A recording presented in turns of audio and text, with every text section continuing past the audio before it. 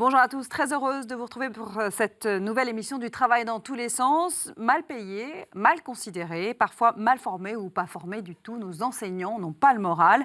Plusieurs faits divers tragiques nous l'ont rappelé récemment. Alors comment comprendre qu'un pays comme la France, qui met l'éducation à un si haut niveau, prenne si peu soin de ses enseignants, avec comme conséquence immédiate que dans le public comme dans le privé, on peine aujourd'hui à recruter ses professeurs. Alors, dans ces conditions, quand on est prof, comment garder la vocation? Ces questions, c'est à vous que je vais les poser, messieurs.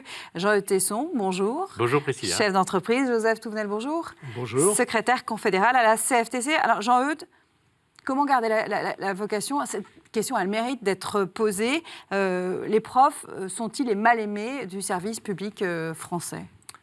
Alors, ils sont devenus assez mal-aimés, mais ça n'a pas toujours été vrai, puisque autrefois, l'instituteur du village était une personnalité. Il était en général secrétaire de mairie, en tout cas dans l'enseignement public, et donc avec un statut reconnu. Tout ça a beaucoup changé, et c'est vrai qu'aujourd'hui, les enseignants, en tout cas, se plaignent de ce manque de reconnaissance. Et la reconnaissance, ça s'exprime par énormément de moyens. Le salaire est une façon de reconnaître, le statut social est une façon de reconnaître, le regard des autres de la population est une façon de reconnaître, ou pas d'ailleurs, et probablement que le nombre de semaines de vacances dont bénéficient les enseignants compte pour beaucoup dans la dégradation de cette reconnaissance. C'est-à-dire qu'en fait, dans les cercles familiaux, c'est l'objet d'une moquerie en disant avec toutes les vacances que tu as, etc. Mais on ne regarde plus. Enfin, il y a une concentration là-dessus. Sur les avantages. Sur les avantages, oui. Peut-être des avantages qui soient un peu exagérés, en tout cas. Et puis, je pense qu'il y a aussi un autre phénomène, c'est qui est lié à leur rôle éducatif. C'est la famille qui est le premier lieu d'intégration sociale. Et la famille a accompagner les enfants pour qu'ils deviennent adultes, c'est-à-dire autonomes, responsables, capables de relations harmonieuses. Et c'est de plus en plus difficile d'être parent. On ne va pas faire une émission sur la parentalité, mais c'est un fait. Alors, si la famille ne réussit plus à jouer ce rôle de premier lieu d'intégration sociale, le maillon après, c'est l'école.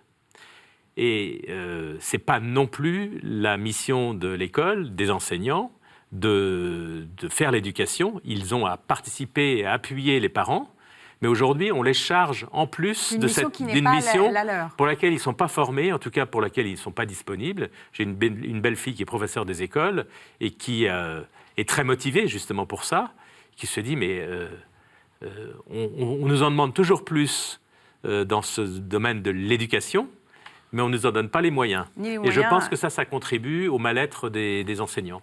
Joseph, comment expliquer que aujourd'hui, les profs en France se sentent aussi mal? Alors, Jean-Eudes a dit un certain nombre d'éléments qui sont parfaitement exacts, notamment la dégradation du statut social, l'image sociale.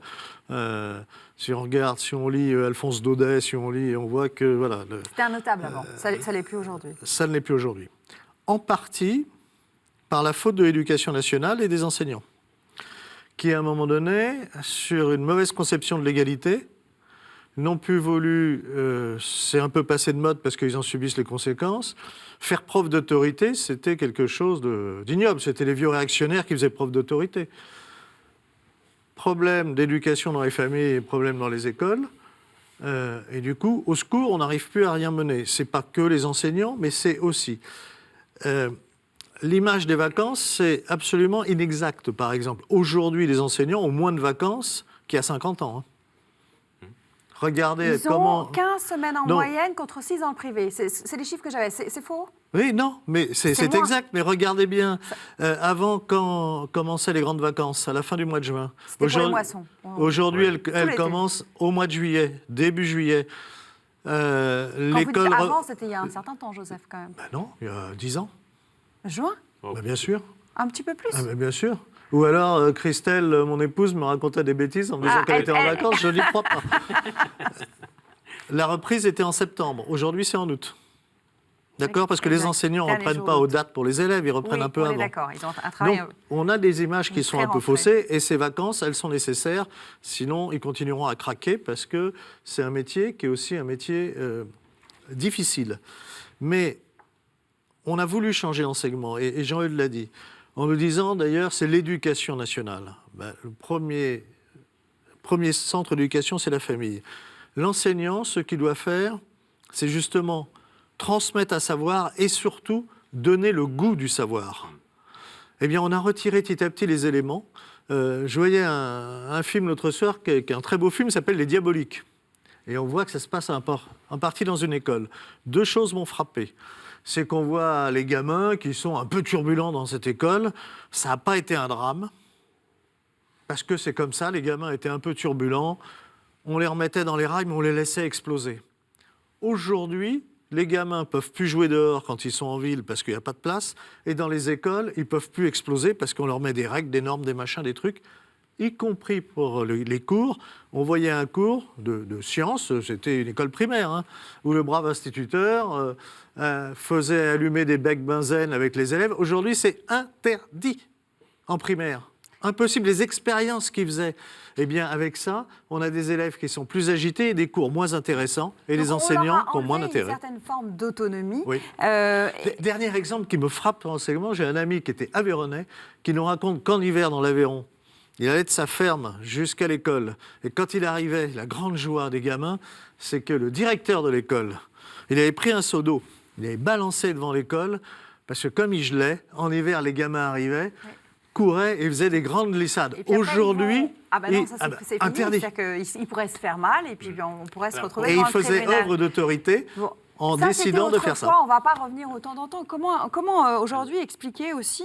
alors la question des salaires, je suis désolée, mais c'est une question qui est importante. Elle va souvent avec la question du statut social et de la considération. Aujourd'hui, est-ce qu'un prof qui commence, alors certifié ou pas certifié, il faut aussi qu'on fasse une nuance là-dedans, est-ce qu'il gagne bien sa vie? Est-ce qu'il gagne correctement sa vie? Des chiffres. Oui.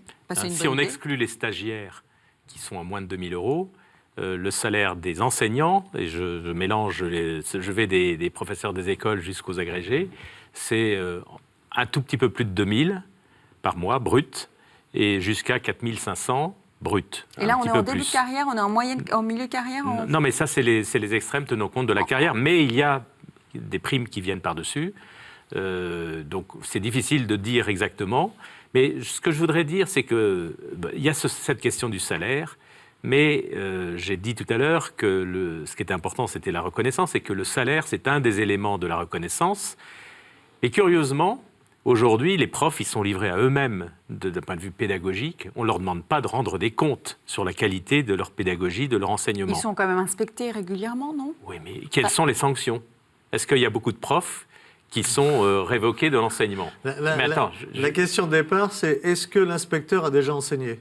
Et ça, c'est très intéressant d'observer. Mais néanmoins, il y a un phénomène, c'est-à-dire à partir du moment où je trouve que la bienveillance nécessite toujours une certaine exigence. C'est-à-dire être bienveillant, c'est d'abord être exigeant, c'est-à-dire reconnaître que l'autre est capable de faire mieux. Quand on ne demande pas à un enseignement de rendre compte de ce qu'il fait, il n'y a pas d'exigence, donc il n'y a pas de bienveillance, et la bienveillance est une forme de reconnaissance. Donc ça que vous travaillez mal, que vous enseignez mal ou que vous enseignez bien, peu importe en fait. Donc il n'y a pas de retour sur votre travail. C'est compliqué, et la loi sur la retraite le montre, c'est-à-dire la situation de la rémunération, elle est compliquée à appréhender parce qu'il faudrait prendre en compte le salaire, les vacances, la retraite et un certain nombre d'avantages. Et tout ça, mis bout à bout, montre qu'on a quelques leviers pour améliorer leurs conditions, notamment sur la retraite. Le gouvernement a proposé de le faire pour tenir compte de la situation actuelle. Parce qu'ils partent, là, je sens que Joseph est sur les starting blocks. Ils partent en retraite plutôt que d'autres aussi. Alors, quelle est la pénibilité? Moi, je ne vois pas beaucoup de différence. Enfin, je ne vois pas en quoi le métier d'enseignant, en moyenne, est plus pénible qu'une activité dans une entreprise privée ou dans une autre administration. Je crois qu'il suffit de passer, on va dire, juste une semaine en école maternelle avec 30 gamins agités dans tous les sens pour comprendre comment on est épuisé. Il y a aussi une différence des secteurs. Mais on peut aussi avoir le même... Enfin, comment certains sont épuisés. Parce qu'il y en a qui alors, moi, il y a une autre question. Sur la durée, franchement, sur la durée, le bruit dans une classe. Le bruit dans une classe, le bruit quasiment... Ou alors, je suis capable de faire œuvre d'autorité externe, mais en maternelle, ce n'est pas possible. C'est épuisant. Comment sont-ils formés aujourd'hui, les professeurs? On voit aujourd'hui des gens qui sont sans formation, qui ont une licence, il y a les un professeurs, master, et qui se retrouvent devant des élèves sans avoir eu aucune règle pédagogique, sans aucune formation pédagogique aujourd'hui. D'abord, il y a les professeurs, et il y a ce qu'on appelait les instituteurs, et maintenant qu'on appelle professeurs des écoles, ça fait mieux, chez les instituts. Les formations ne sont pas les mêmes. On a des gens qui vont aller être professeurs parce qu'ils ont des capacités, ils ont des diplômes, et ils vont aller enseigner, mais ils n'ont aucune capacité pédagogique, ce qui est terrifiant. Normalement, pour ce qui est dit, les professeurs des écoles, donc les instituts, ils se passent par des écoles. Alors, c'était école normale, ils ont encore changé le nom. Ou alors là, la formation, elle n'est pas forcément la même sur les écoles normales, mais celle que je connais le mieux, c'est celle du Val-de-Marne. Terrifiant de déformation idéologique, pas de pédagogie. J'ai une épouse, quand elle est passée par là, elle n'était pas enseignante, hein, elle était en stage. Alors, ils l'ont mis comme... elle disait un peu ce qu'elle pensait, donc elle a été punie, elle a été mise dans une des écoles les plus difficiles du Val-de-Marne. Pour vous dire, déjà à l'époque, les bus ne passaient pas parce que c'était dans une cité très difficile. Et elle a été visitée.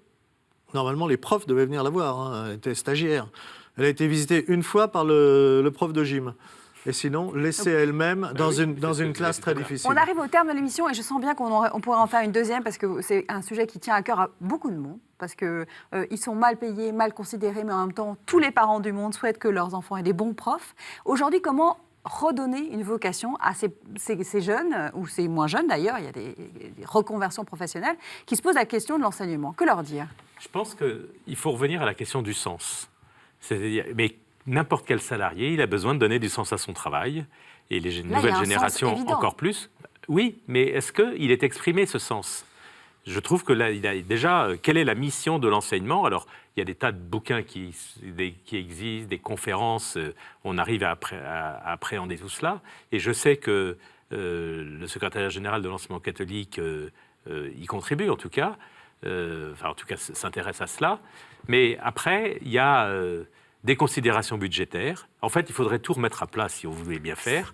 Et là, il y a un énorme chantier. Mais ça se fait avec les enseignants et pas sans eux. Il y a un autre élément qui est valable pour toute entreprise, toute société, que la hiérarchie assume ses responsabilités. Et bien souvent, comme dans beaucoup d'administrations, mais là on s'adresse il y a des êtres humains derrière, quand il y a un problème, surtout on n'en parle pas, on le cache jusqu'au moment où ça explose. Et ça, les enseignants, ils en souffrent énormément. Quand ils détectent un cas difficile qu'ils signalent, et que la hiérarchie, dans bien des cas, pas de vague.